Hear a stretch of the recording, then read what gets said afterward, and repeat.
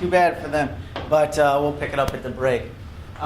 So this and all the lectures will be videotaped. In the back, what's your name? Lindsay? Lindsay? Yeah. Can you see the little picture that's showing on the screen? Yeah. Is anyone in the picture but me? No. The superstar, me? Yeah. But no, nobody's in the picture, right? So you don't have to worry about sitting in the front row and your probation or parole officer like seeing you and, oh, she was on TV and she was supposed to be at work or something like that. So you can sit there slowly. But these will be on YouTube. So in case you ever can't come to class, go and watch them on YouTube. But don't skip, because what we'll do is we'll do an hour of the lecture, an hour of your thoughts, and then an hour of sort of logistics. But that'll be in the slideshow. But if you doze off today, which I don't recommend, you can pick this back up on YouTube. And I think this was a good first night. It only took me 15 minutes to get set up, but the plan is for me to have these uploaded during class, so that by the end of the class they're actually up by the end of class, so that you can go home and watch them after class while you drink Pepsi and just refresh your mind, because it's refreshing, Pepsi. So I'm in the right place, right? Soc 211, Sociology 211. Are there any sociology majors in the class? No? Do they even offer it as a major here? Don't know. Well, I'll get to know you better during the second half, the second hour of class. But since I'm so narcissistic, I must start off the first hour of class just me talking. So, unilateral conversation. Okay. This presentation is 12 slides, about 5 minutes a slide. It'll take us about an hour. Sure, and it's just going to be me talking about, the introduction to taking one of my classes on opening night 2012, which is nice, appropriate title. It's by me. I have some citations throughout the slideshow. If you need more information or to view these slides, I have a website which is easy to remember because it's my name. It's myname.com. Not my name, but johngerber.com. That's my name. So that is where you can go. And I'll show you where to get this. So the same place you go for the slides, you go for the YouTube video. And any notes. I used to do notes. And I used to do less PowerPoint and more notes. But I'm trying to learn as a professor what's going to be the most effective for you, because I'm here to serve your interests. And I thought that even the notes were very thorough and in-depth. They were a little bit maybe too in-depth and too wordy. And I think that students, even though the tendency is to not like PowerPoint necessarily, to have, in this case, 12 clear and succinct slides, although there's not very much content on these, to go back and sort of study from the 12 slides, as opposed to my rambling just notes and pages, probably going to be more well received by the students to do the PowerPoint slide presentation as opposed to the notes. But if at any point in time there's a consensus or any type of objection to the PowerPoints, you don't like them, we just have a conversation about what would be better, and I welcome all suggestions. So the truth is, I'm not really narcissistic. Well, that's debatable. But the truth is, this is my best attempt to convey to you some information about sociology and appropriate to the audience of 0 sociology majors. And also, I'm looking around just kind of get a sense of maybe your age and your socioeconomic status, which we'll talk about throughout the course, and some characteristics and categorizations of yourselves, like gender and ethnicity, age I already mentioned. And I'll get to know you more in the second hour, maybe geographic location, or I probably won't ask you for your no, I probably will ask you for your income, not specifically, but just in talking about what type of work you all do. So this all helps me cater the best message to you. Thinking about if we were all in sub-Saharan Africa and we didn't have access to the internet, I wouldn't be videotaping the lectures and expecting you to catch news of the course on my website. I'd cater a different way. So I feel this is appropriate, but I could always totally miss the boat, and at the end of the class tonight, you all take a survey. How many people know what YouTube is? Nobody raises their hand. I'll be like, well, save me 15 minutes, and the camera, I won't do it anymore. So we'll just kind of go throughout the flow of the class. This, in the first class, this is my best guess at what you're going to absorb the most, would be through this method and through the video. Oh yeah, the audio I will also put on a podcast. So if you prefer audio as opposed to video, you can go that route. And this will be more appropriate when there's content delivered in the message. For example, audio for myself is very much preferred because I drove 2 hours to get here. Just kind of why I need a 15-minute refresher. 2 hours to get here. Did anyone drive more than 2 hours to get here today? No. I do it 3 times a week. To get to my first job, I drive 1 hour. To get here, I drive 2 hours, and then to get home, I drive an hour. So I'm in the car for 4 hours, and although I like to stream HBO Go on my iPhone, it's not really that safe. So it's much better if I just play podcasts. And so what I'll do with the video, I rip the video, post to YouTube. That's sort of a destination if you're in your apartment or whatever, or your mansion, and you go and you look on the YouTube, you can watch it. But if you're on a commute to work or here, you can then just refresh and listen to it on a podcast. And you'll just have to take my word for it. Regardless of how much you care or don't care about the subject matter, I believe you'll be a better person if you were to stream any type of like talk radio podcast or NPR podcast or this class podcast, as opposed to listening to Call Me Maybe or TMZ or whatever goes on. I don't even know. I'm so out of touch. But NPR, does anyone listen to NPR? Once in a while, but I'm old, so. All right, I'm right there with you. But it's not necessarily an old person thing, although, and this is something we could study in class, as you're going to see everything we can study in class, anything. It's the beauty of an intro to social class. Study anything. What do you want? Study anything. Study that. NPR listeners, you could actually do a study to figure out, are they older people or are they younger people? Are they more female? Are they more male? Are they white, black, Hispanic? Are they more educated? Are they less educated? Are they more East Coast, West Coast than Middle America? Are they more well-off, richer, poorer? And that's univariate analysis. So if you go and you look at NPR listeners and you're doing a study on that and you give me a paper and it says, Professor Gerber, what I've concluded is that NPR listeners are older, 40 to 50 years old. That's who they are, based on age. That's univariate. This is only one variable. So I'd say, well, that's okay. But what I prefer, if you want to take the next step, is go bivariate. And so try to figure out, are they older and more well-educated, or are they older and less educated? So put a couple variables together.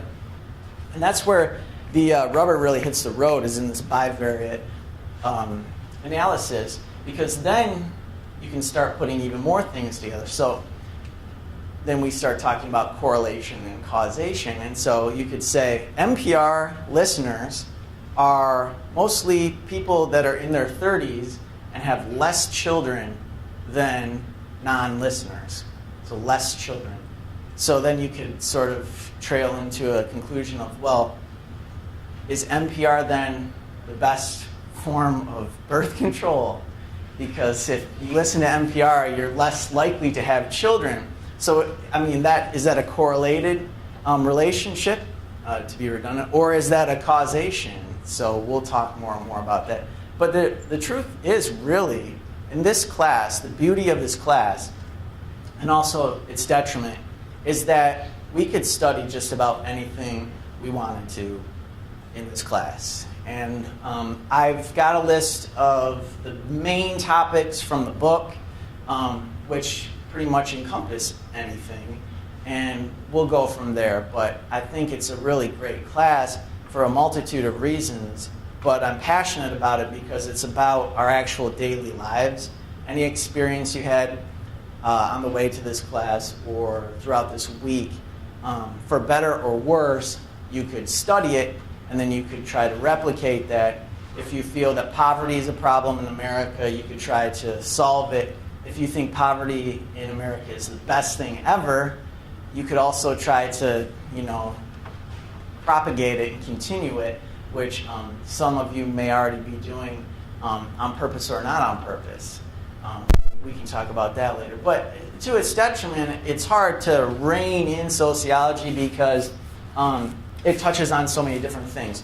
For example, religion, sociology of religion. But this is not a religion class. Politics, government, sociology touches on those sort of social policy areas, but this is not a government class.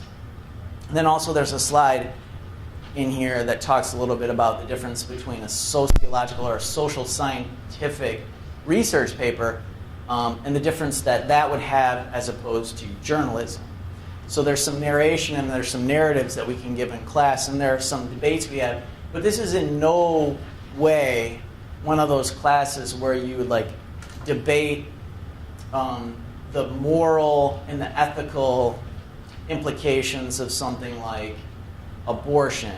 There would not be a political debate about abortion, but if we talked about abortion as one of the hotter topics, or gun control, we would only talk about it in terms of social scientific outcomes. So if we were talking about abortion, well, my summer class that I taught was about population. So you can see very clearly how abortion would relate to population. If you're aborting babies, maybe that makes the population go down, or in fact, maybe it makes the population go up. And when I say makes, that's a synonym of causation. It could also be correlated. Maybe abortion has nothing to do with the cause of population increase or decrease. It just so happens to be correlated. And then your paper would talk about that as well. So we're not going to get into real heated arguments in this class, but we will talk about some really fun topics, I think. Personally, I like to study sports. And then I also attach family and race a little bit to that, although not so much anymore. More I'm studying post-industrialized cities, because here we are in Saginaw, where that used to be bustling GM, and I live in Flint, used to be really bustling GM and very wealthy city, and Lansing is where I'm from, but now we're in the post-industrial age. And so looking at these cities that used to be very vibrant and rich economically, and now what to do, sort of thing. So I'm not necessarily trying to save the cities, just trying to look at options that are there now that didn't used to be, and what's not there anymore, they used to be there. So those are my personal interests. But before I ramble too much, I'll go on to the slides and try to recall in my mind what I had planned out for the first hour of class. So I have a committee in grad school. I don't have my PhD yet, so it's no Dr. Girdwood. It's just Mr. Girdwood or Professor Girdwood. You can call me John. I don't care. You can call me Gird. That's what my friends call me. I don't really care. But anyways, back to the original point. I have a committee for grad school made up of professors with their PhDs. and they aren't there to guide me through it. They're more there to test me. So it's a different relationship than you and me have.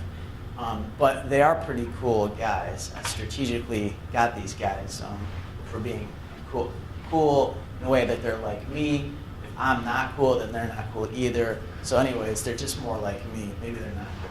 But this one guy, I actually hung out with him yesterday at the Lansing Lugnuts baseball game. Is anyone here from Lansing or know the Lugnuts?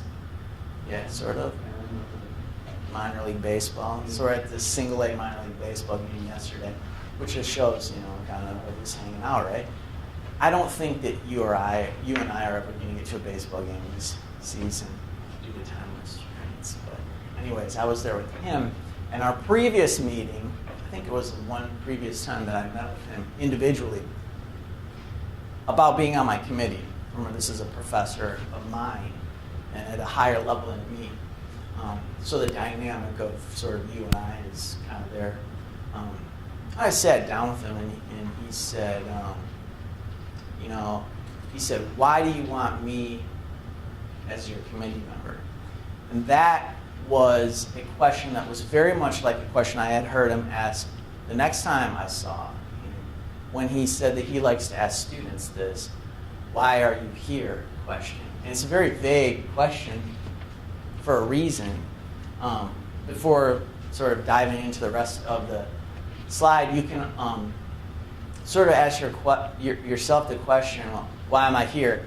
Instantly think of the answer, why are you here?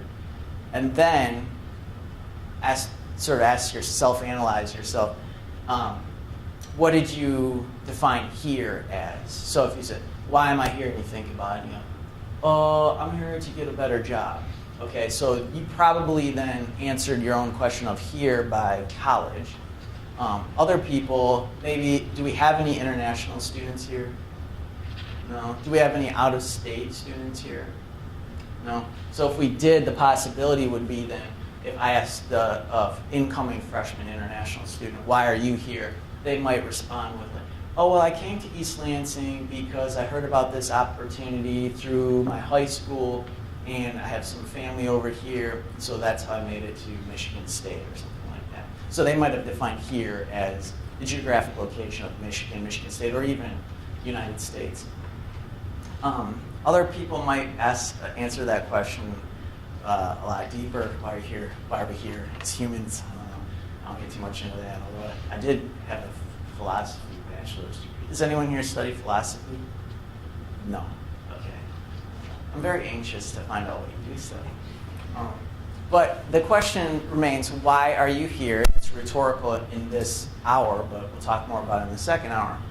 And the first thing that came to my mind that I thought, if I was to hypothesize, that's a vocabulary term, if I was to hypothesize why you were here, I kind of tried to sum it up with this headline, actually a headline from the Huffington Post. Does anyone know what the Huffington Post is? No. Yeah, yes, thank you. And Ariana Huffington was on Real Time with Bill Maher this week. Good. The headline was, college graduates earn 84% more than high school grads, study shows. I don't know what the study was or who did it. I should have looked into that. I took the Huffington Post for their word, and that was their headline. College graduates earn 84% more money than high school grads. So let me get a quick snapshot of you. If you were to answer that question, why are you here? And then I was to say, this is why I think maybe a lot of you are here. Raise your hand if you think that that is close to how you initially would answer the question. Why are you here? Raise your hands if you think that that's kind of close to why you're here, or how you think you're here right now. So a couple of you, okay. I think that's pretty common. I mean, so I didn't have the majority, apparently, but if we did a real thorough survey, maybe 6 responses could be the highest response rate, because maybe the responses are so varied that 5 or 6 is actually the highest response. So that is why a lot of people come to college, is to earn more money than if you did not go to college. So I'd like to see that study, but I'll tell you, 16% don't make more, at least according to the study, and I'm probably one of those people, the 16%. So don't let the camera and the suit fool you. It'll be very deceptive. But you're not guaranteed a better job when you leave here or with a college education, no matter what the recruiters of the college told you, or even studies. You have to be smart enough to know that even everyone in this class might be part of the 16% that make less money than your high school graduate, no college counterparts. Does anyone here know of a friend from high school who did not go to college that made a ton of money? Just off the top of your head, did you go to high school with anyone that just like made a bunch of money and didn't go to college? What did they do? He's a pro dirt bike racer now. Oh, pro dirt bike racer. Yeah, everybody does make money too. They're like a sponsor. Oh, okay, very good. That's cool. Around here? He's from West Branch, where I'm from. And where does he make his money now? He just got a racing in Georgia. Now he's going to California. Okay, that's what I'm looking at. Actually, part of my study, not directly at that, but I'm looking at the money in Michigan through sports, and how if you were to choose a career like dirt bike racing, he probably can't make the same money if he just kind of stayed in West Branch and kind of just rode his bike around the town of West Branch. Watch me do a wheelie, guys. Right? Like people wouldn't be lining up outside like, I got $5. What can you do a backflip?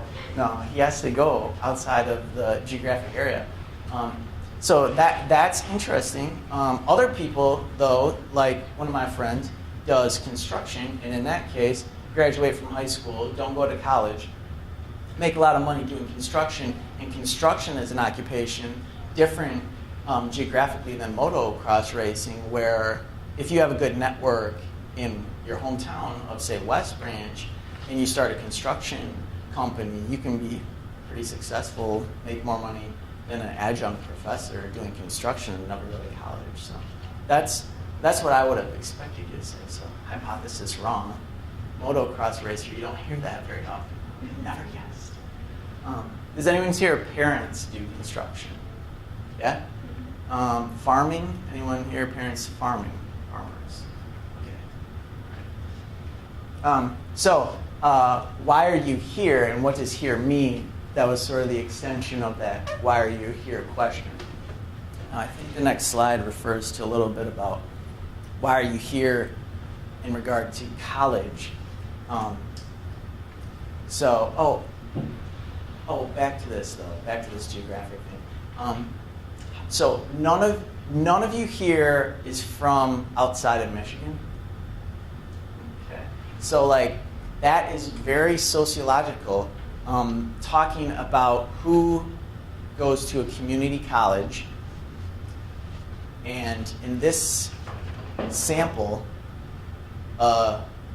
community college or junior college, whatever you want to call it, it's your choice. 100% of the respondents are from in-state. So if you're trying to analyze a junior college student base, and you're to say, okay, let's see how many people are from out of state, and you sampled this class, you would conclude that 100% of the students at Delta College are from Michigan, and you have to account for some error. But that's an interesting thing to think about and to study, because in the case of the motocross guy, he most likely had to get out of this area to make money. And when you have a community college, there are certain pros and cons to it. But one of the things that needs to be studied maybe is this draw from the community of students who stay in the community to go to school. And so we'll talk more throughout the semester about opportunities for upward mobility and limitations to that. And you can look at a public school in Detroit or Flint, for example, and you can say, just to, is anyone here from Detroit or Flint? Did you go to public school? Yeah. So you can, so it's not about you, but you can say that, how are the public schools in Detroit? I was in Flint. Oh, in Flint? Actually. Where'd you go? Went to Beecher. Oh, and then, awesome. Yeah. And then I moved to Burton. Cool. I live on Beecher. So Flintstone. And that's Southern Flintstone right now. So if you go, so that's even better. If you go to Flint public schools, your chances of going to Harvard are like, 2%. yeah, probably less than that, but like pretty low, right? Whereas if you go to Powers, private school in Flint, your chances are going to be higher statistically. And so the same thing is going to be true for some things about Delta College versus University of Michigan. The diversity at University of Michigan is a lot greater than it is here. Same with Michigan State, where I go. And so this college has less diversity. So if you were to do a study, you could say global diversity. You do a study and say, well, the graduates of University of Michigan wind up making this amount of money, and the graduates of Delta College make this amount of money. And bivariate, University of Michigan has students from 500 countries, and they're 42% white, 37% African American, 9% Hispanic, and 8% from overseas. You could then maybe correlate that and say, well, look, Delta College, see, I'm not knocking you, but if you want to get better, maybe you should really start focusing on diversity and recruiting a diverse set of students. Because there's reasons that things play out like they do. There are reasons that the percentage is lower for students from Flint public schools to go to Harvard than from Flint private schools like Powers. There are reasons for that. It could be money in the school. It could be money in the family. It could be a social network that the people that go to Powers, they're already alums of Harvard, so they got this legacy in. And it could be racial, and a lot of times racial is correlated with other things like poverty. So it's probably not just that.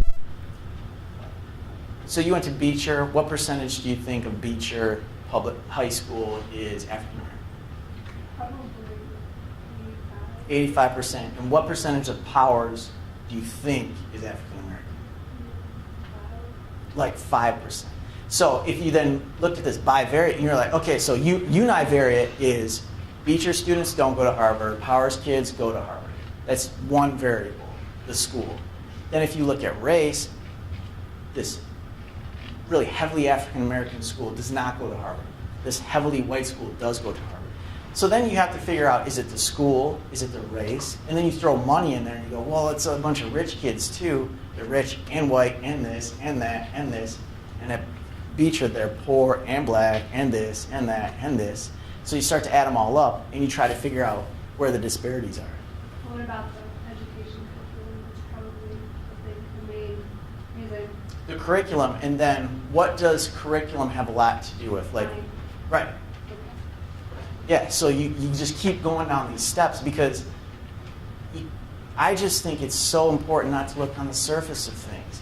And this will come out throughout our entire semester, is that there are people that are being totally screwed right now, and they have no upward mobility or very limited upward mobility. As a group, like we'll hear 1, 2 success stories, but as a group, 99% of them just can't get out of poverty. And there's some people will say, anybody can make it out of poverty. They just, you got to just work hard. And other people will say, it's the system. And so something like the curriculum is the system. So we'll talk more and more about that. And this is why I'm very passionate about sociology, is because I see groups that are continually screwed by the system, and it's not right.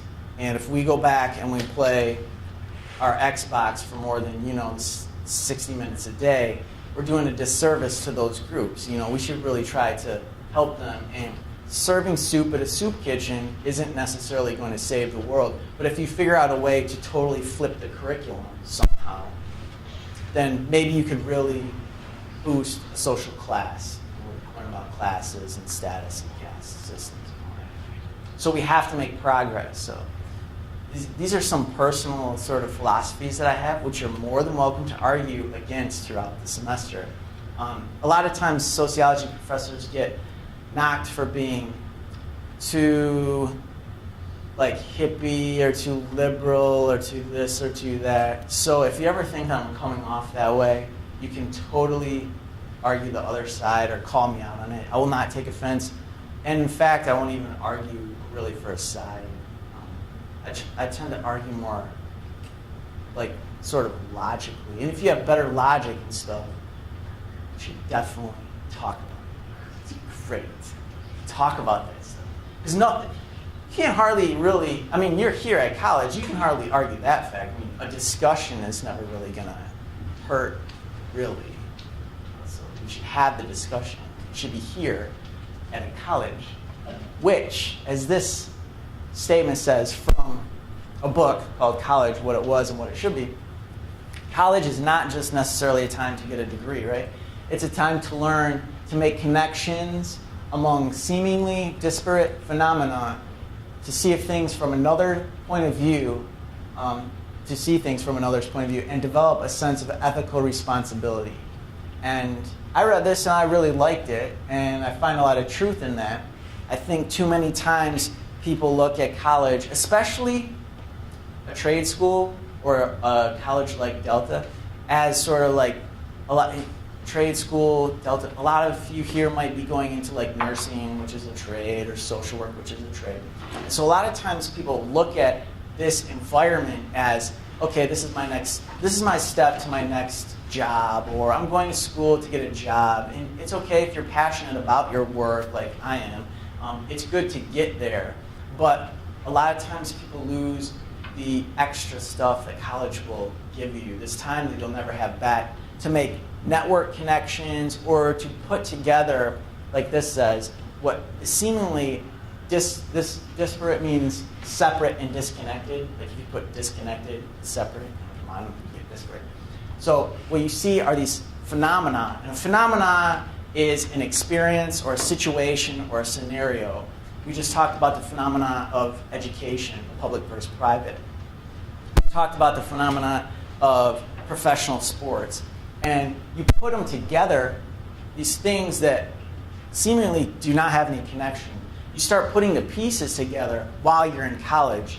And you learn a lot about life and your ethical responsibility and your own point of view or your own worldview. So college is really the time to shape that. Whether you realize it or not, I think you're really changing from a social and ethical perspective right now, or at least you should try to be. When I say change, I don't necessarily mean totally flip your belief system. Change can actually mean stay the same, but that's a philosophical discussion for a different class. It just means to get an awareness, gain something, gaining. You need to gain something from college other than just a degree. So I can't stress that enough. So what you're going to do in this course, what phenomena you're going to connect, and how you're going to gain something, is through 3 hours a day for 16 weeks, 48 hours. That's hardly anything. Jeez, 48 hours. I drive 48 hours in 2 weeks. That's true. So we have 3 hours for this class. And the class is going to be divided up into 3 sections, 3 hours. And so we'll probably have 2 breaks. So if you're interested in that sort of logistics, probably have a break at 7 and a break at 8. And I'll probably be getting 2 coffees on each break. Both for me. no handouts. So the 3 sections are an informative lecture from me with the slides, which I tape, which I'll record for the podcast and put the slides on the website. That's going to be the substantive material. Like, I'm aware that some people will never read any part of the book. I'm aware of that. So what I'm going to do is this is not a supplement or get out of jail free card, but like, I'm going to try to really teach you as best as I can for an hour the stuff that you may have missed from the week. Now, for those people that read the book and then get the lecture, you'll get more mental development because, this class is for you to take or not take. I mean, if you read the book or if you don't read the book, you're only losing out on it. So the more you do, the better of a human being you'll be, and the happier you'll be when you die. So read the book, then come and get the 1 hour from me. Then, after our first coffee break, we get to hear from you. And tonight, which is just an introductory thing, I will hear from you for a straight hour. And be mostly just you telling me about yourself, like I'm telling you about this class. But probably with the lights on and the camera off. And then, but as we move forward, even next week, I think there are going to be 3 students next week who will present formally, maybe with PowerPoint and everything, for that hour. So be ready for that. Present 20 minutes next week, whoever got picked on the list. So that will be more of an informative, formal lecture from 3 students per week for 1 hour. That's 20 minutes per student. Make sense? And then the last hour is sort of a looser discussion about the application of the material. And the application of this material tonight will be a discussion about like the syllabus and the logistics. So next week, though, it'll be whatever our topic is. I'll sort of preach at you, and then we'll take a break. And then your students will sort of show you their perspective, which will be great. I love listening to students present. And then in our third hour, we'll just kind of hang out and talk about it or whatever's important. And that's important because, there's value in the substance of the material, and then there's value, like the previous slide indicated, of this extra stuff that we need to kind of just loosely hash out. So we have 16 weeks in length. For the course, we're going to prepare for the midterm with 3 essays. These are assignments, so you'll have 3 essays. Each of those is about 2 pages. Then you do the midterm. It's like 6 pages. We'll talk about this in the third hour. Then you synthesize your essays and your midterm into your final project. So that's it. With the presentation, that amounts to 6 assignments. 3 2-page essays, 6-page midterm, a 20-minute presentation, and a 10 to 12-page final project. They're cumulative and comprehensive. None of them are separate. I think the next slide talks about this. But you will just keep in mind, like, you have 6 things to do: 50, 50, 50 points, 150 points, 200 points, and 500 points. Adds up to 1,000. We'll talk more about it later. Just to get your appetites whetted. Did you all know, here's your first trivia. When someone says whet your appetite, it's actually spelled W-H-E-T. It has nothing to do with water, wet. It's trivia. Look that up. Wet, W-H-E-T. Kind of like a whetstone? It could be, but I don't know what a whetstone is. It's for sharpening the blade. So this would be to sharpen your appetite? There you go. Interesting. That's probably it. And also with a whetstone, I bet a lot of people think that that's W-E-T. Yeah. Because it's actually sometimes a sprinkler wet, right? Sharpens. You taught me something. I probably did think it was a W-E-T stone prior to you telling me. Now we're following the pattern. This is good. We all need to grow. I'm here for my health as well. I don't know if you guys know how much I get paid, but it will not cover my gas for the semester. So it's like terrible. So I don't know. Did you guys think that professors made a lot of money? Because we don't. So anyone here, if you're looking for a lucrative career, get a day job, and then teach sociology. Okay, so it's all important, and the 3 hours and the 16 weeks, they're all important to come to. So I just said, oh, if you don't read the book, come and get the lecture. Yeah, in case of emergency, but I would hope and expect that you also read the book. You're going to be smarter because of it. And I get asked these all the time. It drives me crazy because this indicates students don't understand my philosophy. Students will ask me, will we get out early today? I'm like, first of all, you don't have to come in the first place. I'm not discouraging it by any means. I don't think that the video can supplement any of the discussion that we have. But that's like a silly question because you can leave early. I don't care. You'll probably perform worse later on. But it's all up to you. And then students will ask, they will not come to class. And I'll be like, Professor Girdwood, what did I miss? And I'll be like, 3 hours of us talking about important stuff. So I can't type that into an email. Not that fast to type. I'm a pretty good typer, but not. So this is a lot of my philosophy wrapped up into this little statement that I don't take attendance, although I do take attendance, technically. I'll pass around a piece of paper that I'll never look at. You'll all sign your name. I have to do that for some financial aid thing or whatever, but I don't actually get points for attendance or care about it. If you don't come, that's only your fault. And regular attendance has always correlated with successful outcomes for students. Because I'm a sociologist and I care about disparities and stuff like that, I always try to figure out, am I doing worse with a certain category of students? Are all the girls failing and all the guys just slapping high fives and getting A's? I really look at this stuff. So the only one that really actually happens is correlated with attendance. So I don't give points for attendance, but for those students that never come, and they do the midterm, it's terrible. I'm like, geez, all you have to do is come to class. I mean, you could get an A in this class very easily. Just come to the class, do your stuff, talk, we all have fun and drink coffee, and then you're successful. If you think, though, that you can go home and watch the video, not come to the class, and if you think that I'm going to give you a set of instructions for the assignments written out, here's the instructions, fall asleep and go home and try to do it, doesn't work like that.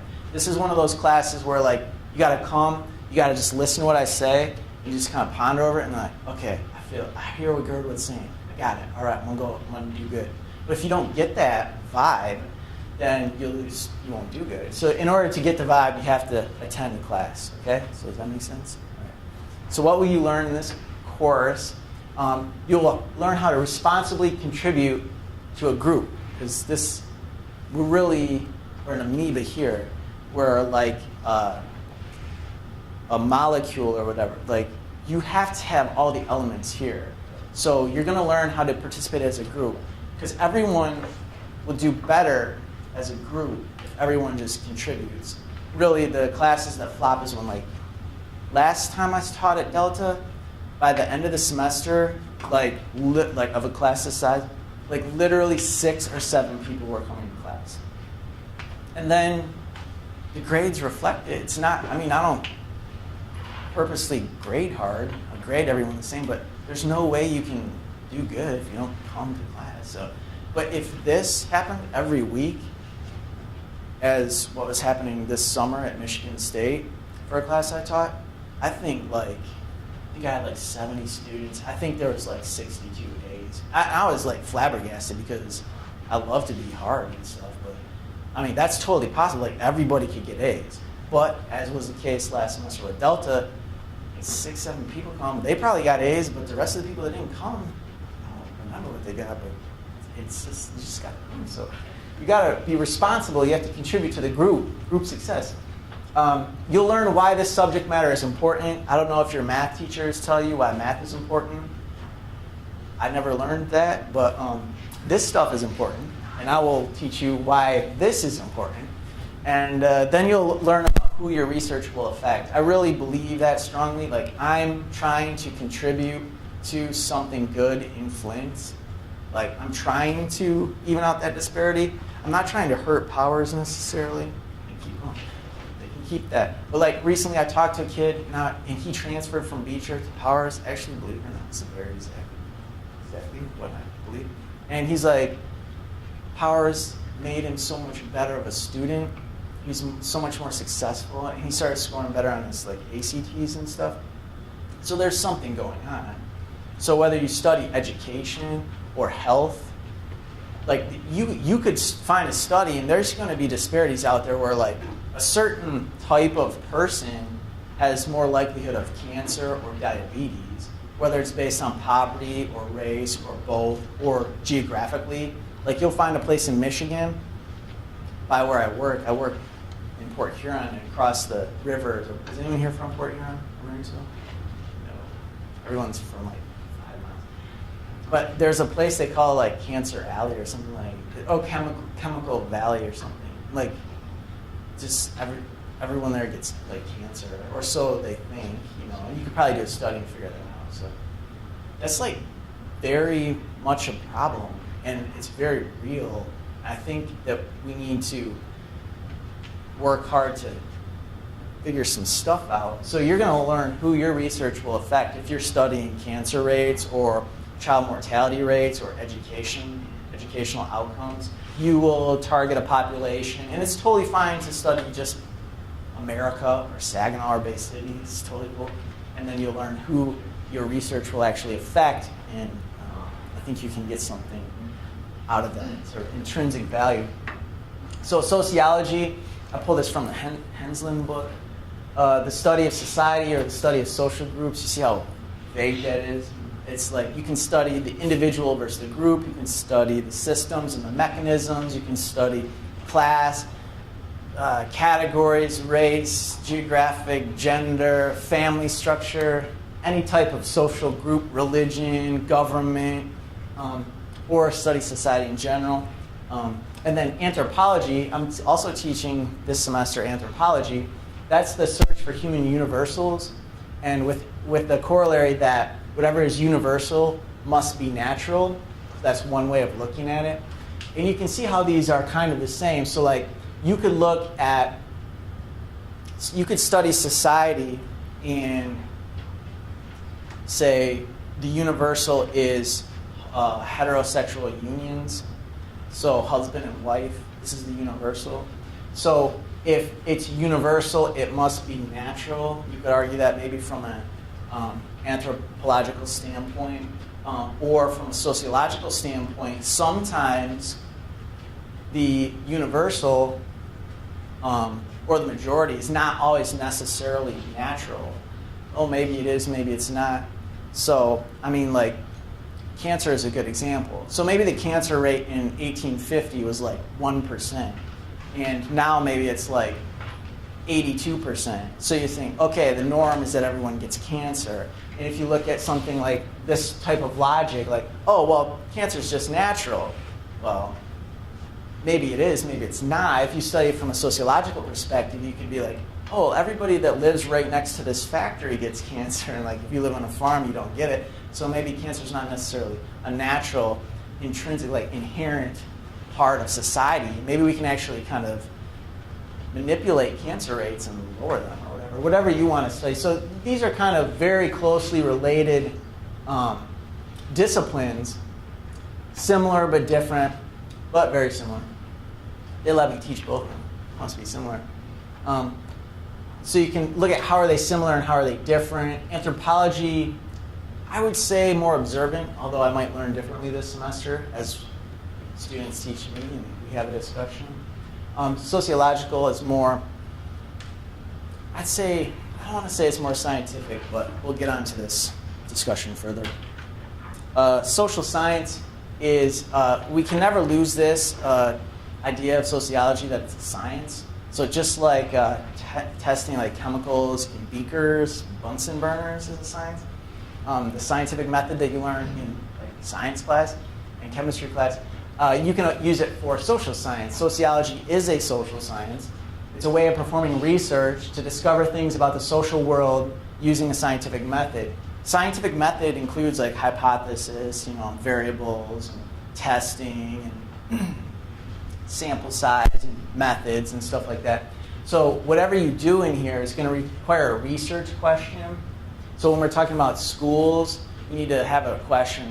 The research question might be, So what factors influence the performance of certain schools to perform better than other schools or whatever. But that's a very clear research question. So we always need a research question. And we need a hypothesis, which is just generally your guess. It doesn't even necessarily have to be educated for this class, but you just guess at something. People are more obese because they eat more. So that's my hypothesis. Then you can go through research and figure out how that's true or not true. Supported or negated. That's why I always make this mistake. We're not going to find out we're not going to prove anything in this class. We're only going to support it or negate it. This is my first time I messed up. So you test variables.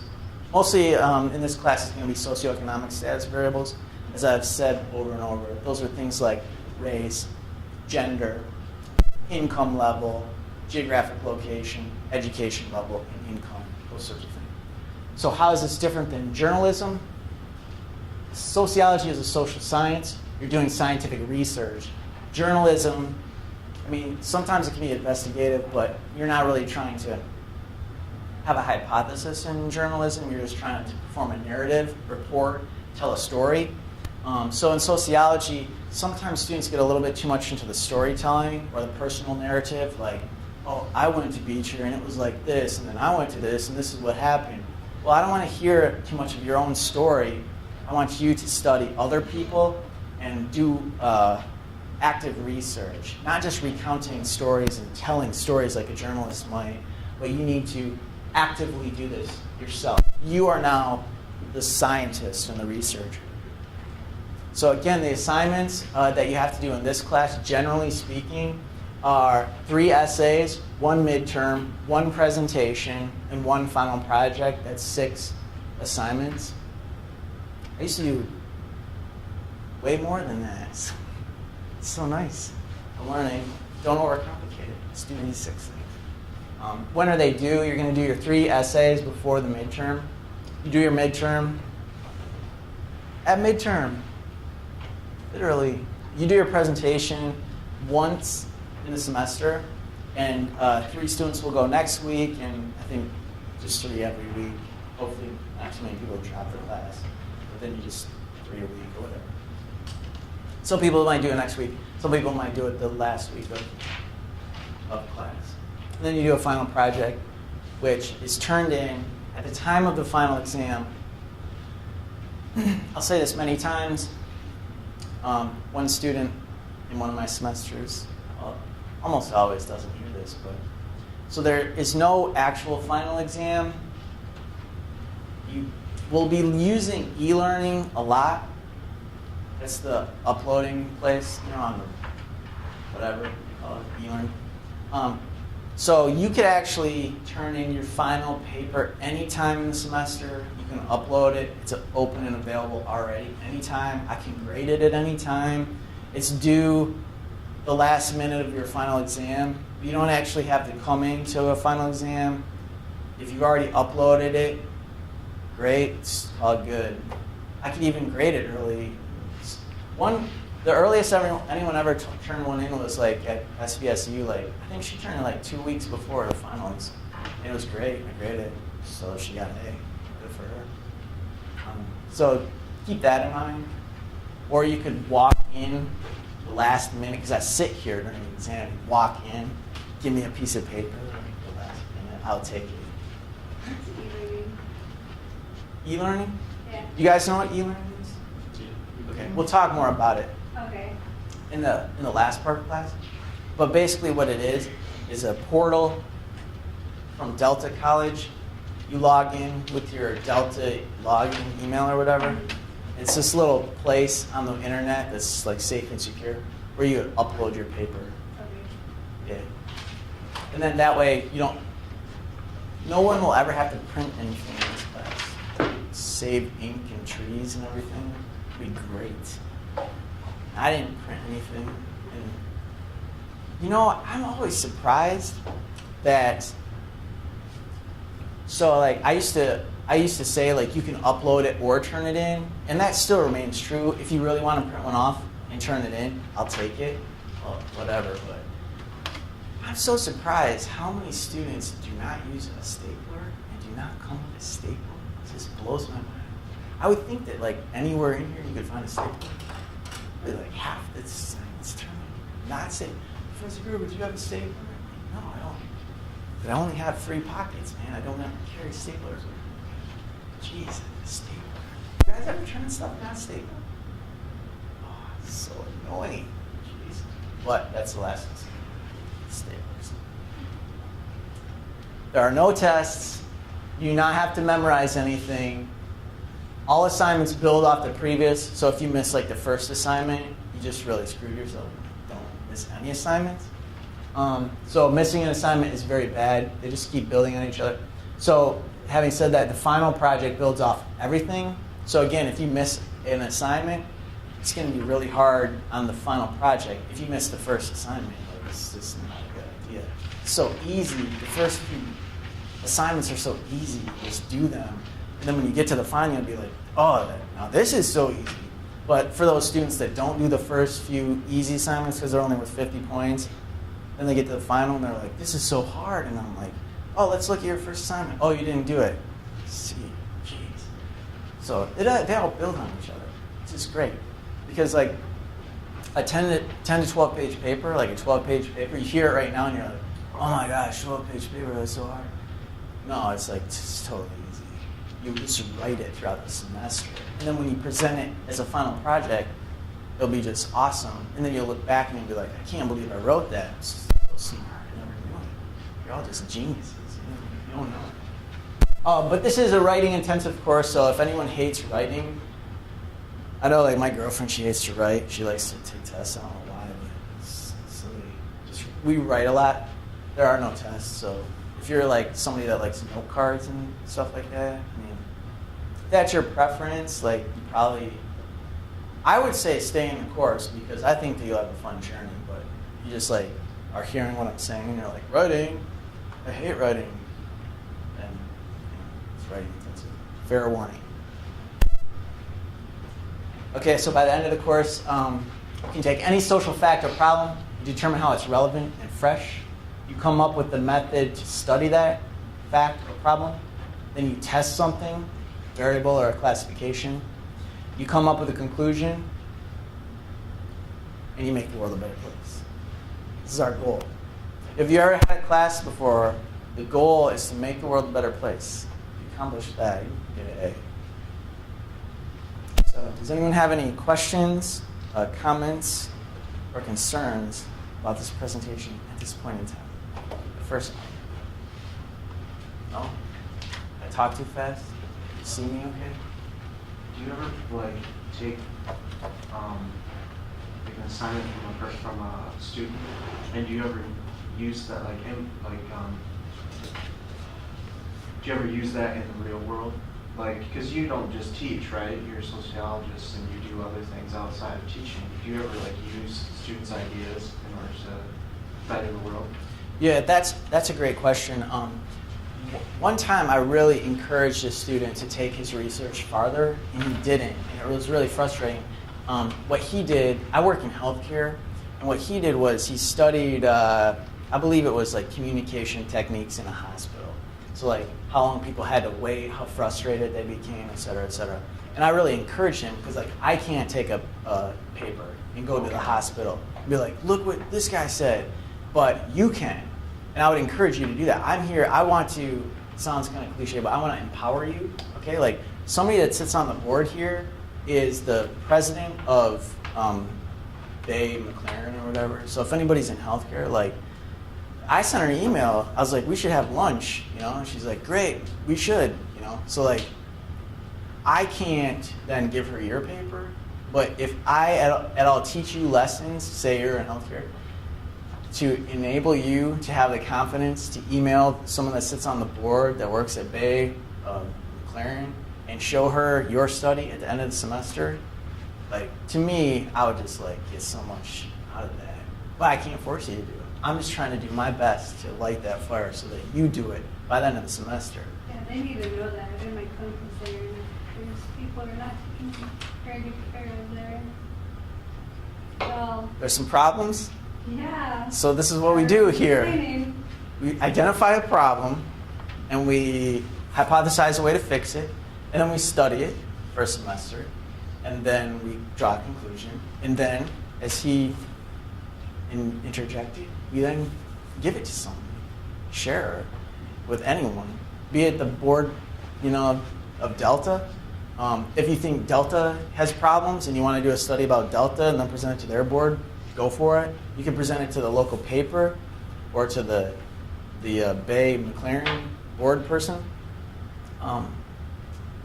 Whatever you want to do. I would encourage it because, really, that's the best part about this. None of you are sociology majors, so you can either just come to class every day and try to get an A and be super bored the whole time, or you can just something makes you upset over the course of the week and you're like, oh my gosh, this is the worst. I'm going to try to do something about it. You could do something in this class. If you really don't like something, we could form a picket line in this class. I would be totally all about it. And I'm like, you don't like something that they're doing? We go picket outside the president's office or something like that. Whatever you want to do, I'm totally on board. Don't get me fired. Although I wouldn't lose much salary, as I've already indicated. I'd probably save money. Probably losing money by coming here. So get me fired would probably be better economically for me. But stuff like that. So we'll talk more about that throughout the semester. But make your research valuable. Do something you think is important. I give you all liberty to do anything you want to do. Make it valuable. Make it important. Do something that you're going to get value out of. Try to get your money's worth from this semester. And it's all up to you. If you screw it up, I did my best. All right, let's break for coffee. Come back, and then I'll hear more from you. I heard there's a coffee cart. Too bad for them, but we'll pick it up at the break. So this and all the lectures will be videotaped. In the back, what's your name? Lindsay? Lindsay? Yeah. Can you see the little picture that's showing on the screen? Yeah. Is anyone in the picture but me? No. The superstar, me? Yeah. But no, nobody's in the picture, right? So you don't have to worry about sitting in the front row and your probation or parole officer seeing you and, oh, she was on TV and she was supposed to be at work or something like that. You can sit there, it's totally fine. But these will be on YouTube.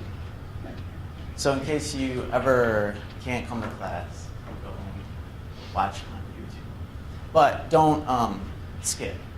Because what we'll do is we'll do an hour of the lecture, an hour of your thoughts, and then an hour of sort of logistics. But that'll be in the slideshow. But if you doze off today, which I don't recommend, you can pick this back up on YouTube. And I think this was a good first night. It only took me 15 minutes to get set up. But the plan is for me to have these uploaded during class, so that by the end of the class they're actually up by the end of class, so that you can go home and watch them after class while you drink Pepsi and just refresh your mind, because it's refreshing, Pepsi.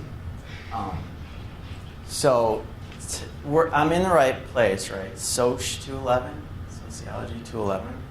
Are there any sociology majors in the class? No? Do they even offer it as a major here? Don't know. Well, I'll get to know you better during the second half, the second hour of class. But since I'm so narcissistic, I must start off the first hour of class just me. But what I prefer, if you want to take the next step, is go bivariate. And so try to figure out, are they older and more well-educated, or are they older and less educated? So put a couple variables together. And that's where the rubber really hits the road, is in this bivariate analysis, because then you can start putting even more things together. So then we start talking about correlation and causation. And so you could say NPR listeners are mostly people that are in their 30s and have less children than non-listeners. So less children. So then you could sort of trail into a conclusion of, well, is NPR then the best form of birth control, because if you listen to NPR, you're less likely to have children. So, I mean, is that a correlated relationship, to be redundant, or is that a causation? So we'll talk more and more about that. But the truth is really, in this class, the beauty of this class, and also its detriment, is that we could study just about anything we wanted to in this class. And I've got a list of the main topics from the book, which pretty much encompass anything. And we'll go from there. But I think it's a really great class for a multitude of reasons. But I'm passionate about it because it's about our actual daily lives. Any experience you had on the way to this class or throughout this week, for better or worse, you could study it, and then you could try to replicate that. If you feel that poverty is a problem in America, you could try to solve it. If you think poverty in America is the best thing ever, you could also try to, propagate it and continue it, which some of you may already be doing on purpose or not on purpose. We can talk about that later. But to its detriment, it's hard to rein in sociology because it touches on so many different things. For example, religion, sociology of religion. But this is not a religion class. To get to my first job, I drive 1 hour. To get here, I drive 2 hours. And then to get home, I drive an hour. So I'm in the car for 4 hours. And although I like to stream HBO Go on my iPhone, it's not really that safe. So it's much better if I just play podcasts. And so what I'll do with the video, I rip the video, post to YouTube. That's sort of a destination if you're in your apartment or whatever, or your mansion. And you go and you look on the YouTube, you can watch it. But if you're on a commute to work or here, you can then just refresh and listen to it on a podcast. And you'll just have to take my word for it. Regardless of how much you care or don't care about the subject matter, I believe you'll be a better person if you were to stream any type of talk radio podcast or NPR podcast or this class podcast, as opposed to listening to Call Me Maybe or TMZ or whatever goes on. I don't even know. I'm so out of touch. But NPR, does anyone listen to NPR? Once in a while, but I'm old, so. All right, I'm right there with you. But it's not necessarily an old person thing, although, and this is something we could study in class, as you're going to see everything we can study in class, anything. It's the beauty of the intro to social class.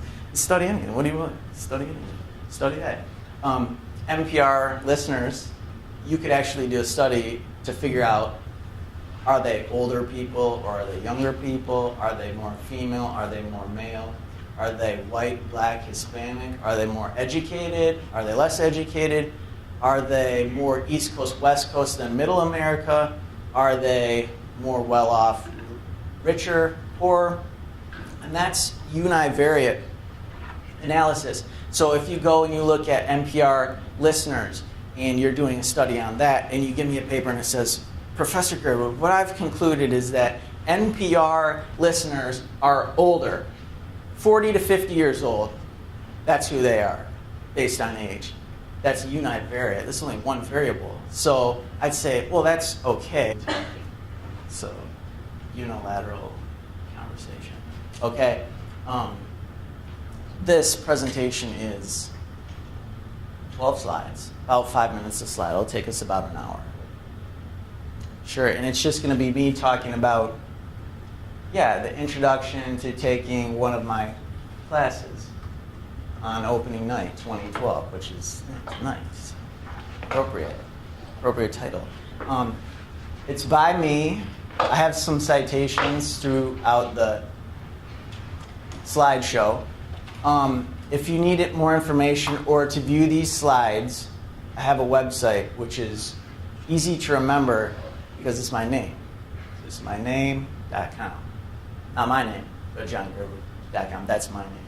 So that is where you can go. And I'll show you where to get this. So the same place you go for the slides, you go for the YouTube video. And any notes. I used to do notes And I used to do less PowerPoint and more notes, but I'm trying to learn as a professor what's going to be the most effective for you, because I'm here to serve your interests. And I thought that even the notes were very thorough and in-depth. They were a little bit maybe too in-depth and too wordy. And I think that students, even though the tendency is to not like PowerPoint necessarily, to have, in this case, 12 clear and succinct slides, although there's not very much content on these, to go back and sort of study from the 12 slides, as opposed to my rambling, just notes and pages, probably going to be more well received by the students to do the PowerPoint slide presentation as opposed to the notes. But if at any point in time there's a consensus or any type of objection to the PowerPoints, you don't like them, we just have a conversation about what would be better, and I welcome all suggestions. So the truth is, I'm not really narcissistic. Well, that's debatable. But the truth is, this is my best attempt to convey to you some information about sociology, and appropriate to the audience of 0 sociology majors. And also, you know, I'm looking around just kind of get a sense of maybe your age and your socioeconomic status, which we'll talk about throughout the course, and some characteristics and categorizations of yourselves, like gender and ethnicity, age I already mentioned. And I'll get to know you more in the second hour, maybe geographic location, or I probably won't ask you for your, no, I probably will ask you for your income. Not specifically, but just in talking about what type of work you all do. So this all helps me cater the best message to you. Thinking about if we were all in sub-Saharan Africa and we didn't have access to the internet, I wouldn't be videotaping the lectures and expecting you to catch news of the course on my website. I'd cater a different way. So I feel this is appropriate, but I could always totally miss the boat, and you know, at the end of the class tonight, you all take a survey. How many people know what YouTube is? Nobody raises their hand. I'll be like, well, save me 15 minutes, and the camera I won't anymore. So we'll just kind of go throughout the flow of the class. This, in the first class, this is my best guess at what you're going to absorb the most would be through this method and through the video. And, oh yeah, the audio I will also put on a podcast. So if you prefer audio as opposed to video, you can go that route. And this will be more appropriate when there's content delivered in the message. For example, audio for myself is very much preferred because I drove 2 hours to get here. Just kind of why I need a 15-minute refresher. 2 hours to get here. Did anyone drive more than 2 hours to get here today? I do it 3 times a week.